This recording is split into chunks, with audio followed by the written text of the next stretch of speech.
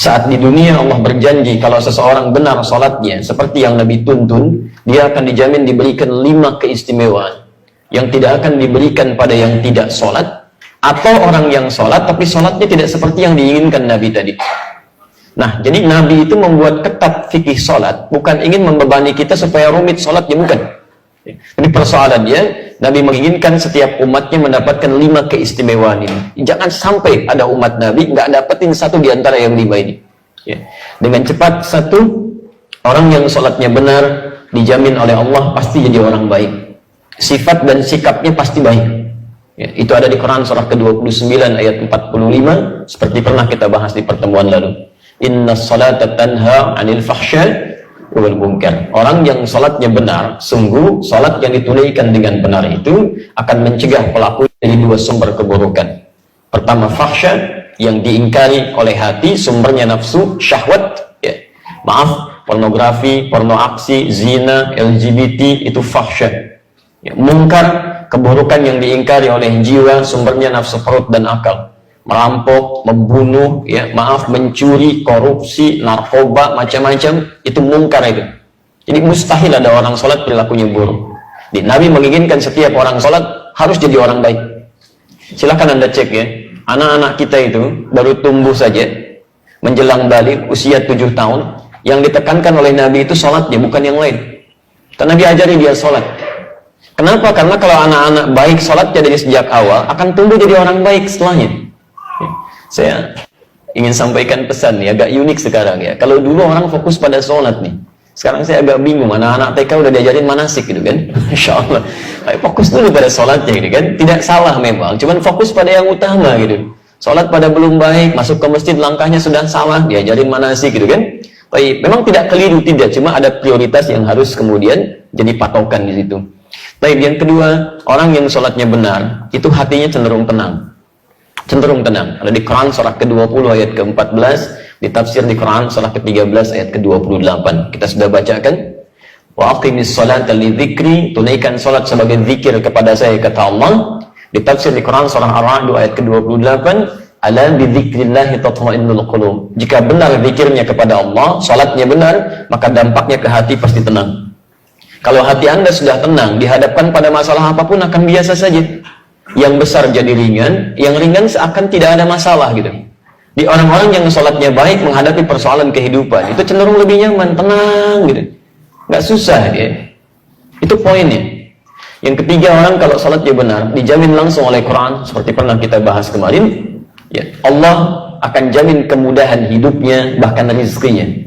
Itu ada di Quran surah ke-65 ayat 2-3. Ditafsir di Al-Baqarah di ayat yang sama 2-3. Wa may yattaqillaha yaj'al lahu makhrajan wa yarzuqhu min haitsu la yahtasib. Ya. Siapa yang bisa meningkatkan takwanya kepada Allah Subhanahu wa taala, takwanya tingkatkan, yaj'al lahu makhrajan. Kami berikan jalan keluar, solusi dari setiap persoalan yang ia alami. Tolong garis bawahi lagi ya, sering kita lupa ini. Rumus menyelesaikan masalah itu mudah menurut Quran. Anda tingkatkan takwa, masalah Allah selesaikan. Semakin Anda tingkatkan takwa, persoalan lebih ringan. Orang-orang yang terus meningkatkan takwanya kepada Allah, maka akan diringankan kehidupannya oleh Allah. Bukan nggak punya masalah, Bu ya. Sama, dia punya masalah. Cuman saat akan dihadapi, Allah sudah ringankan masalahnya, sehingga seakan-akan seperti nggak punya masalah. Jangan Anda kira misalnya para ulama, ya, misal para kiai, para ustadz, atau orang-orang yang sebagian dekat dengan Allah nggak punya masalah. Mungkin banyak masalahnya. Mungkin banyak. Kadang-kadang masalah orang juga ikut dipikirin juga gitu kan. Silakan Anda cek. Apa Anda pikir pulang pengajian ustadz selesai? Tidak. SMS kadang penuh lagi. Kadang ada yang nanya via email lagi. Ya, diri sendirinya mungkin nggak punya masalah. Masalah orang ikut dipikirin. Ya. Nah, tapi alhamdulillah, ya, beberapa keadaan dibuat ringan. Ya, bukan nggak punya masalah, tapi diberikan keringanan ya dengan beberapa hal yang Allah kemudian berikan aturannya. Dan Anda tidak harus menjadi ustadz atau ulama untuk mendapatkan ketakwaan kepada Allah. Abu Bakar seorang pebisnis, ya. Uthman seorang pebisnis, Umar bin Khattab seorang birokrat. Ketika dekat dengan Allah, ringan masalah kehidupannya. Tayyib. Nah, bagaimana cara meningkatkan takwa? Kalimat takwa disebutkan 115 kali dalam Al-Quran. Kalimat pertamanya bersanding dengan sholat di Al-Baqarah ayat 2-3. Dzalikal kitabu la raiba fi hudan lil muttaqin. muttaqin. Siapa muttaqin ini? Ayat 3-nya. Alladzina yu'minuna bil ghaib wa yuqimunas shalah. Yang menyempurnakan salat. Jadi kalau Anda punya persoalan dalam kehidupan, padahal salat tiap hari 5 waktu plus sunnahnya belum selesai juga, maaf, bukan karena salatnya, mungkin cara kita menunaikannya yang belum sempurna. Karena bahasa Qur'annya menyempurnakan salat, bukan cuma asal salat. Baik, yang keempat, orang yang salatnya benar dijamin langsung oleh Al-Quran.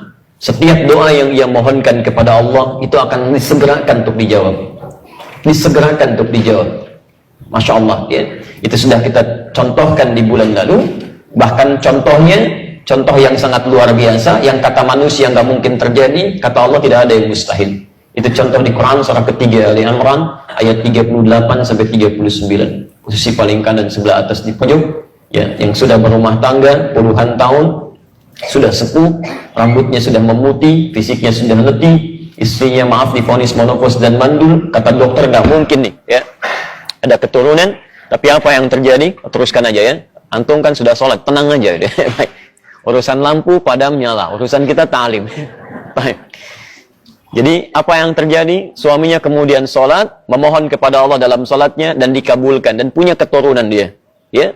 Dan yang terakhir, yang kelima, teman-teman sekalian, orang yang sholatnya benar dijamin oleh Allah Subhanahu wa Ta'ala, hidupnya akan selalu bersanding dengan kesuksesan dan kebahagiaan apapun aktivitasnya.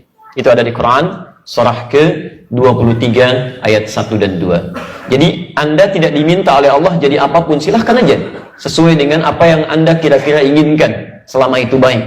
Yang penting kaidah Qurannya soleh, ya, menjaga aturan Allah, dekat dengan Allah. Quran surah ke-7 ayat 189. Anda mau jadi pembisnis, silahkan, pembisnis yang saleh. Anda jadi diplomat, silahkan, diplomat yang saleh. Anda mau jadi tentara, polisi, silahkan, tentara polisi yang saleh. Ya, Anda mau jadi apapun, silahkan, sepanjang Allah ridha, itu saleh. Nah, dijamin oleh Quran, jika benar salat Anda khusyuk ditunaikan, maka semua profesi Anda akan dibimbing oleh Allah mencapai puncak kesuksesan terbaik dan bahagia hidupnya. Ya, dalilnya Quran surah ke-23 ayat 1 dan 2. Qad aflahal mu'minun. Orang yang imannya benar pasti akan mencapai kesuksesan dan kebahagiaan dalam setiap aktivitas hidupnya. Apa ciri pertamanya? Ayat 2-nya. Alladzina hum fi salatihim khashi'un. Jadi, rahasia di balik perintah Nabi, ketatnya aturan Nabi terkait persoalan salat ini bukan semata persoalan fikih, tapi Nabi ingin memastikan semua umatnya, satu, baik sifat dan sikapnya. Kedua, tenang dalam menjalani kehidupan.